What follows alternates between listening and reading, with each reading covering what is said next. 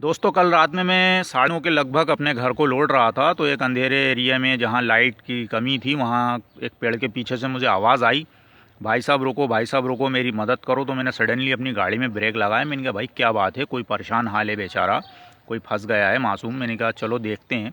तो मैं पेड़ के पास पहुँचा तो एक दुबका हुआ सा कोरोना नाम का व्यक्ति वहाँ पड़ा हुआ था। तो मैंने कहा क्यों भाई, क्या बात है, कौन है तू? कह रहा मैं कोरोना हूँ। जैसे उसने बोला कोरोना हूँ, मैंने अपने आप को सैनिटाइज़ किया। मैं एक बॉटल रखता हूँ अपने साथ सैनिटाइज़र की। तो मैंने कहा क्यों भाई क्या बात है? तो कह रहा मैं बहुत परेशान हाल हूँ भाई साहब, मेरी मदद कर दो। मैंने कहा क्या हो गया? कह रहा देखिए साहब, मुझे दिन में तो नज़र आता नहीं है, रात में नज़र आता है मुझे। मैंने कहा क्यों, ऐसा क्यों भैया, तुझे दिन में नज़र क्यों नहीं आता?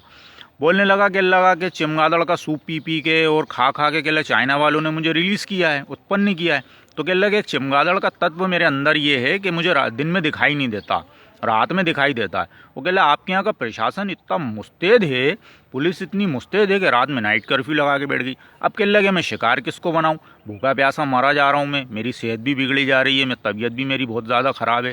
तो कह लगे फिर मैंने सोचा कि चलो थोड़ा बहुत संडे के रोज़ दिन में थोड़ा बहुत दिख जाता है मुझे, तो मैं संडे के रोज़ हमला करूँगा। तो कह लगे संडे के रोज़ भी लॉकडाउन लगा कर बैठ गए। कह लगा मेरी हालत तो हो गई बिल्कुल पतली।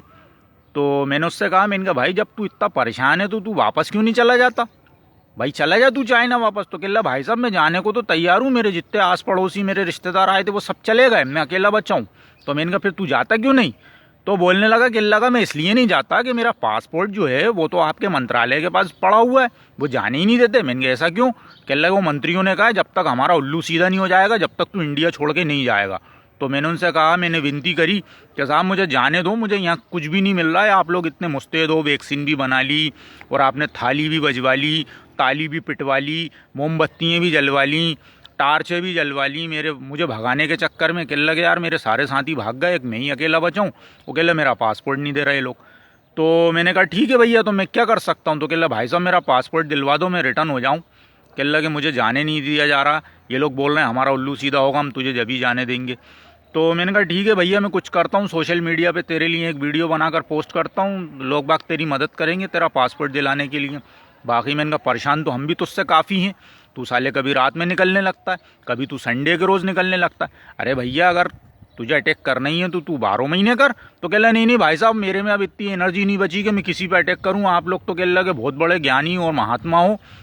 बोलने लगा कि लगा आप थाली ताली और टार्चों से मुझे भगा देते हो और क्या कहते हैं यज्ञ कर देते हो, दुआएं कर देते हो। तो कह मेरी तो हालत वैसी पतली हो गई है। तो मैंने कहा ठीक है मैं तेरा पासपोर्ट दिलवाता हूँ।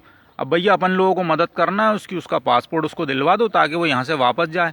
ये मंत्रालय वाले तो उसका पासपोर्ट देने से रहे, ठीक है ना? मदद करेंगे भाई, सब मिल के मदद भी कीजिए, दुआ भी कीजिए कि कोरोना का पासपोर्ट उसको मिल जाए, वो रिटर्न हो जाए इंडिया से और हम लोग चैन की सांस लें। जय हिंद, जय भारत।